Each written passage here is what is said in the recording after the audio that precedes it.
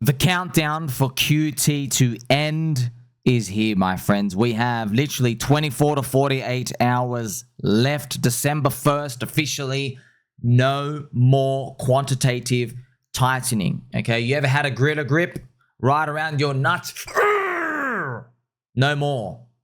It's been choking out the economy. It's been choking all of financial assets that we care about, which is crypto and altcoins and everything out here. Unfortunately, you know, we have to watch AI from the sidelines go turbo nuclear to the moon. But hopefully as well, on top of that, that's just a precursor of what's to come next year. This is a chart of the historical balance sheet moves by the US Fed, friends. So the Fed's balance sheet. So they first started QE1. This was in 2008, okay? They first started it where they actually had the QE1, and they didn't do all of it. They did it in QE1, 2, and 3. Why? Because when they did it, they were scared because it had never been done before, right? Where you just, it's literally because the way they did it, friend, obviously the GFC, everything was exploding, and they just go, screw it, we're printing money. But they just didn't say, hey, we're just going to print money and stuff out here because they were scared about inflation. They were scared that the population would wake up and see what they were doing and lose faith in the system. That's why they did it slowly. And they did a pop at the start, but then they kept doing it. QE2, QE3. So they did all of it over time to help the economy. And then this is the wildest part. 2017 crypto cycle was here. Okay. So they stopped QE and they were actually doing, so they stopped QE. The balance sheet stayed stable and we had the crypto cycle pump. All right, we literally pumped when they went stable. So we literally had a big bull market, okay? Then what happened in 2018, 2019, they did QT, all right? That was actually our bear market. Let me actually go and show you. So right here. So they stalled. So it's kind of wild, right? So this is what we need to know, okay? They don't need to do QE from the past. Happened 1 out of 1, though, one data point. They don't need to necessarily do QE for us to have 2 alt seasons, okay, which is a banned term word. So alt reason, okay. We don't the term alt seasons banned. You get it? So there was no QE here.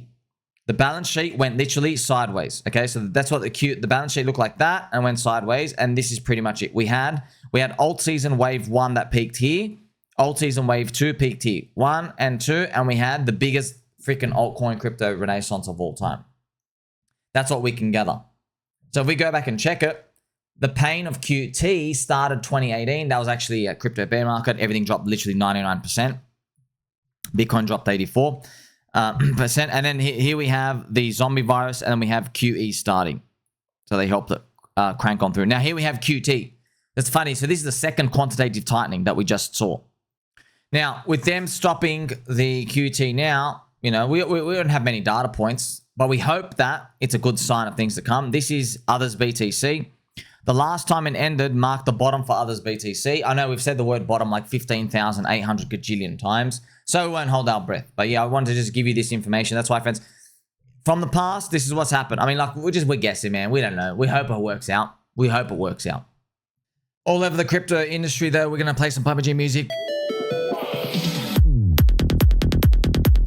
I think it's a Moggle get mogged world, so Moggle get mogged world. So a lot of crypto KOLs calling for dead cat bounce. As I've been telling you every day, they say dead cat bounce. The cat is dead and it's bouncing. Pew pew pew pew pew. Also dead cat bouncing all over the place. Relief. That's all you're gonna get. It's some relief. Then we're gonna choke you. That's what they're all saying. Here we have even Miles. It's done. The crypto trade is over. And I've written bullish, bet more. Mr. Playboy Penguin. I remember this kid last cycle got wasted yield farming and all his followers got whipped out for entertainment purposes only. Yes and yes. I'm still holding, friends. As you've seen by now, if the crypto price action goes up, all right, they all come out of the woodworks and they say, I told you to be bullish. I told you. See, I was in my private group. I told that one guy in my private group, yeah, it might go up at one point. This is inspirational, right? This is Brian Boldstrong, okay? Brian Boldstrong, Coinbase founder, created 1,000 millionaires due to the success of the Coinbase exchange. Amazing. So crypto does have rare stories like this every once in a while. But he actually, yes, he made 1,000 millionaires. One of the great achievements of crypto. I mentioned this for you as well, friends. I got to remind you as well. Racist coins narrative lasted longer than privacy coins. We have the best industry in all of finance. So, man, talking about network effects, how do you explain that one? But, you know, I can't explain it. I made videos years ago of this. Privacy, see, people don't care about storing value in privacy as much, okay? They just want to use privacy. They want it to be a feature. They want it to be the cherry on top, right? So if you go to, it's like you go into a cake store, they sell cakes with cherry on top. Yeah, you want the cake, you know what I mean? If they just sell you the cherry, you're like, yeah, I'm here for the cake, man. I want a birthday party. Can't just serve everybody freaking cherries on a plate. What do you think this is, right? So that's what it comes down to with privacy. It's going to be like, I guess, an expected feature with everything. That's why Zcash, it's probably some sort of euphoria profit-taking area, because Zcash's whole thing is to be private. It's kind of like you make a cake store where you just sell cherries on top of the cake. You're probably not going to do well. You know what I mean? I want that nice, yummy chocolate mud cake stuff. I reported this for you as well earlier as well, friends. So the Coinbase premium has flipped from red to green, which is great, showing that the price action dumping from the big players are absorbed now. They are absorbed, but it doesn't mean necessarily that they can't appear again. Of course they can, but it's interesting information. Check this out as well, friends. There's an article here by the Wall Soy Journal. Look at their article. It was supposed to be crypto's year. Then came the crash. Crypto market turmoil intensified this week, with Bitcoin shedding $10,000 in value. So the Wall Soy Journal has written this crypto FUD article saying 2025 blew ass. And they said it's time to give up on crypto pretty much. So they joined the Wall, this funny friends, this Wall Soy Journal joined 35 crypto KOLs plus, and Jim Cramer, and Crypto Crappo, and Jeremy Lafufu, stock market gurus, saying bear market confirmed. Bear market confirmed. Did you hear there's a 4-year cycle? 3 years up, 1 year down. There's a bear market. Did you hear, everybody? There's a bear market. Spin that helicopter hat. Every day, bear market confirmed. Now, it's time to get inspired, friends. Play some angel music. We're going to get inspired here because this is a Pokemon story. I don't eat seafood, friends, personally. But if I did, I would eat Kabutos. So, the Kabuto King is a guy on Twitter. This is him, friends. The Kabuto King, he has, so friends, there's this useless, shitty Pokemon card. Friends, it's literally, a Kabuto is like the little ancient crab in Pokemon. And it's so crap. The card is so shit. It just has like one ability, Scratch. And it, it just does 10 damage, okay? So one guy called the Kabuto King has bought 1,700 Kabuto Pokemon cards to corner the market. And look what he's done, friends. He's bought it off the market. He's actually sending it to the moon. He's like Michael Saylor with Bitcoin. This is absolute magic. This is the spirit of markets. Friends, look, the world's becoming more digital, man. We want to trade this stuff. We want to trade Pokemon network effects, crypto, altcoins, friends. Altcoins are like just digital Pokemon, you know? It's all the same stuff. It's all the same allegory. It used to be, friends, this is the funniest part. It used to be $2. Now they're up at $10. Man, this is crazy.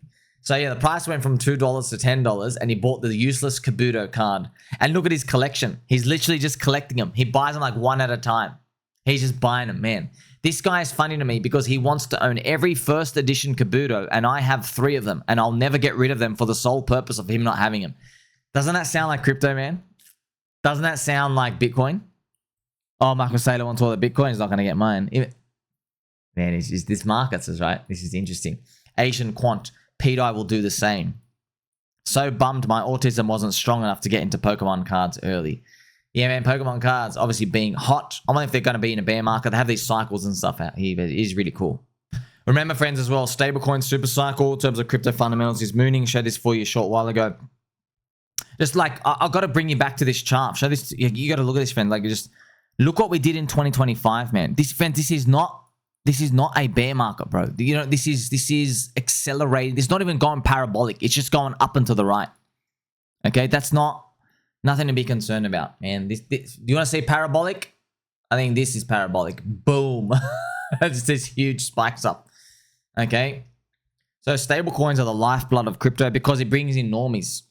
Because everybody has a savings account, they can just get better yield and they can just start buying and selling stuff. They can use their credit card, debit card. Look, you got to remember as well, friends, it's so, like, think about the potential for all these companies with networks, brands, Coca-Cola, Pepsi, even Playboy magazine.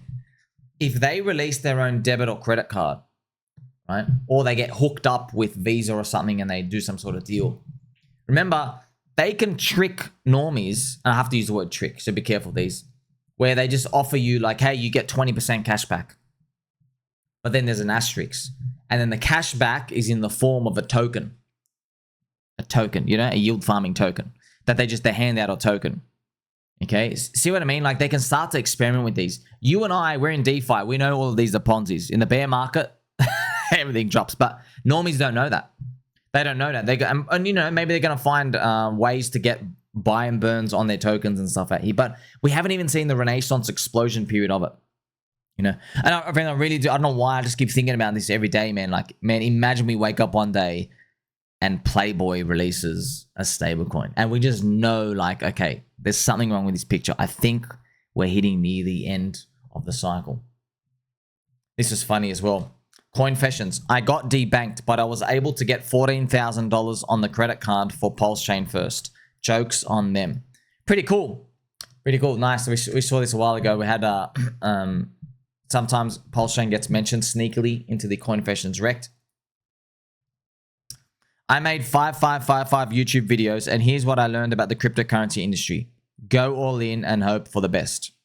This is it, friends. Me playing on the TV in the hotel cuck chair when you thought you'd leave richer, but Sami made you wiser. So it has been, it's been gruesome 4 years. I don't know if it's going to get better. I don't know whatsoever. I'm here to call it like it is.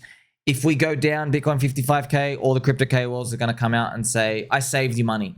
Okay. But if we go up, they're going to be finding words to carefully manipulate and groom you and me to try. Don't let them do that. They're going to try to say, oh, I told you it wasn't 100% chance of going down. I only said 99% chance down. I said it was 50-50. Because they're doing that to farm clout. Because you end up figuring out, friends, a lot of these people, when they want to cut bull markets or stuff early, where they go, oh, we're overvalued, it's because they were making their money off their audience. They weren't making money off the buy and hold. They're selling indicators and subscriptions. That's where their money's been made. Right? Fans, you know they hedge themselves too. They say market's going down. So if it goes down, guess what? They collect clout and engagement. They can sell more products and services. But if it goes up, why does it go up? New people are joining. And then they can just market to those new suckers and say, hey, guess what? I've been telling you to stay bullish the whole time. Because they have the microphone. The audience doesn't. Yeah, and so those people just like stop watching that KOL and they go somewhere else. And then you have a new round of suckers. It's a virtuous cycle.